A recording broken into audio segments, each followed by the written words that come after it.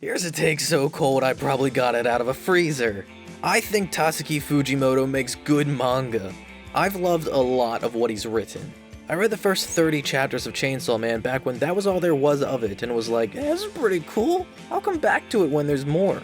And before coming back to it, I decided to read Fire Punch. I think owning all 8 volumes should tell you that Fire Punch is pure fucking heat. Then by the time I came back to Chainsaw Man, the first part was finished, so I restarted from chapter 1 and read through it. I think owning all of Chainsaw Man that currently exists, volume 14 being the most recently published at this point, should tell you that I fucking love Chainsaw Man. But between the first and second parts of Chainsaw Man, Fujimoto also wrote some one-shots, notably Goodbye Eri. And from the very first page, I fell in love with this manga and have since read it several times over. Before we continue on, I would like to say, thank you to my patrons and those who have supported me and the channel. If you would like to do so as well, you can at Patreon, link on screen and in the description. The most apparent aspect of Goodbye Eri is the way it lays out its panels in nearly every page. Across this one-shot's 200 pages, 166 of those have the same exact panel layout, the same structure, and the same size of panels as well. 4 very wide panels placed vertically on a single page. I guess it would be somewhat accurate to call this a 4-coma, but that's not what Goodbye Eri is really trying to emulate with its structure.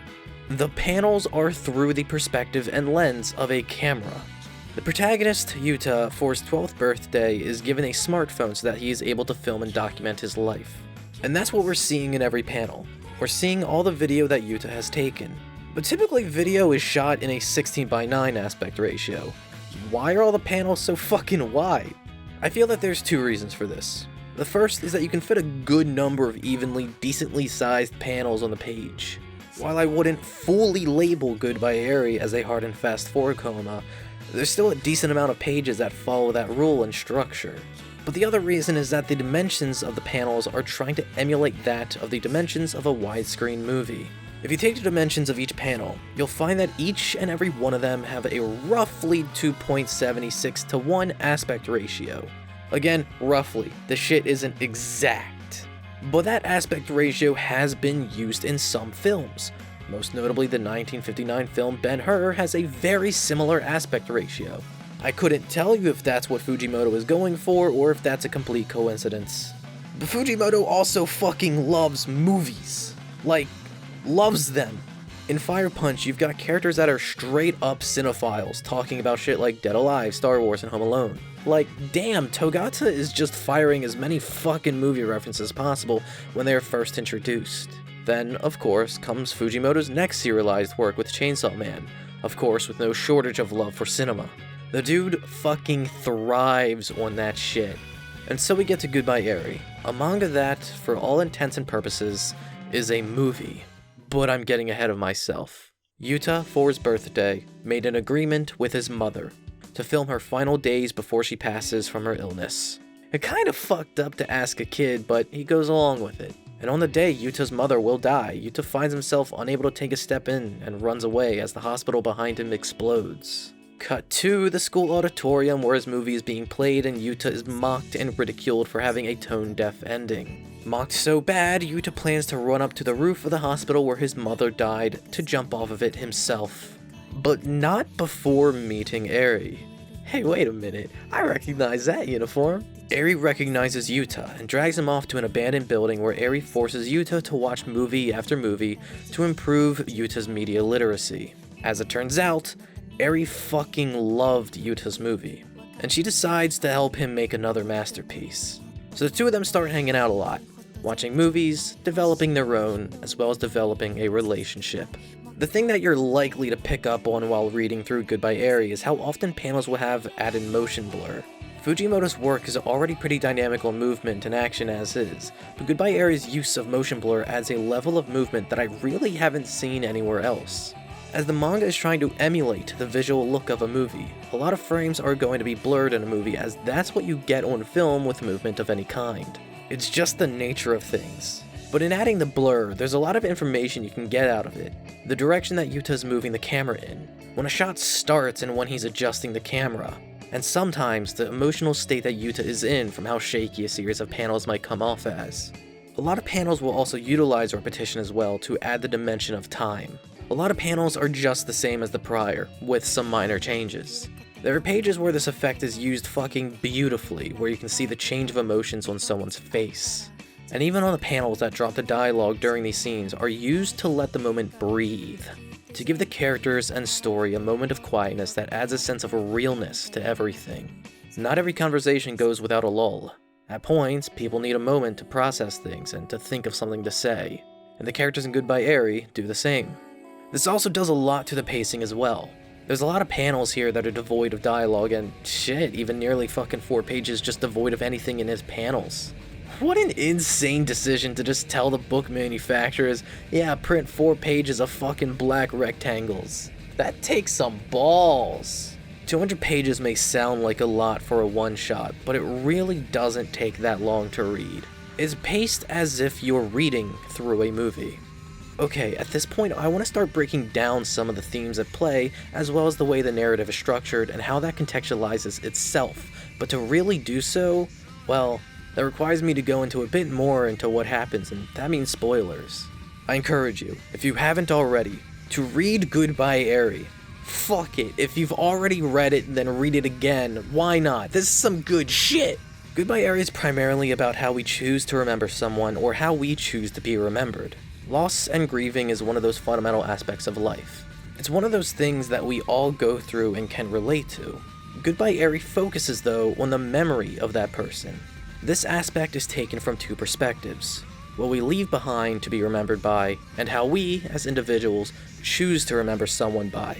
Both Yuta's mother and Eri both knew that they would eventually die and asked Yuta to film them as they do, both the days leading up to it as well as the day of. So, for these 2, they left behind hours of film to be remembered by. Of course, the both of them were somewhat demanding and picky about what gets captured and what doesn't. Eri, for example, didn't want her glasses or retainer in the film at all. But even with all that left behind, no one can determine their legacy. It is those that are left alive to choose how to remember. And for Yuta, his movies are his way of choosing. What we see of both Yuta's mother and Eri is what Yuta decided to include in his edit of the movies about them. He decided to remember them in a way that is beautiful, with a focus on their good qualities and not really including the negatives. As it turns out, Yuta's mother's kind of a bitch. I feel like that's kinda hinted at by her telling her son to film her die, but it's made more obvious when it shows her being a lot more demeaning to him.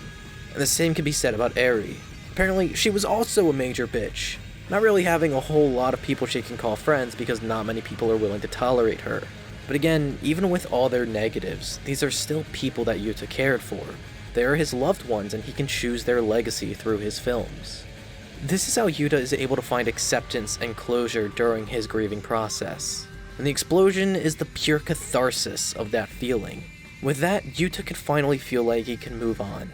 With Yuta's closure comes the closing of Goodbye Eri. And as you read through it, there's a lot of details that get revealed or noticed that might help to recontextualize the whole work. I need to ask, when does the movie begin and end? No, really, when does Yuta's movie about Eri begin and end? I feel that this question is up to interpretation, one that I feel doesn't have a right or wrong answer at all and can be taken in different directions. The beginning of Goodbye Eri has Yuta filming his last days with his mother before it hits us with the wake-up call that is, everything thus far was Yuta's student film about his dead mother. And I think that same thing applies to the manga as a whole. Again, this is my interpretation of it, you're free to disagree. There's a whole lot of moments when it's hard to tell when the in-universe movie begins and ends, with one such example being the dinner scene. Yuta's dad is going fucking off on Eri before it's revealed that that bit was all acting. But then the camera keeps rolling as Yuta's dad and Eri have a conversation. Then for some reason, Yuta shifts the camera behind Eri for a better shot. Why? If the scene was shot and done, why keep rolling? Why capture this conversation? It's possible that this too is also acting.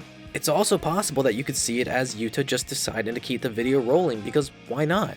There's no right or wrong answer here.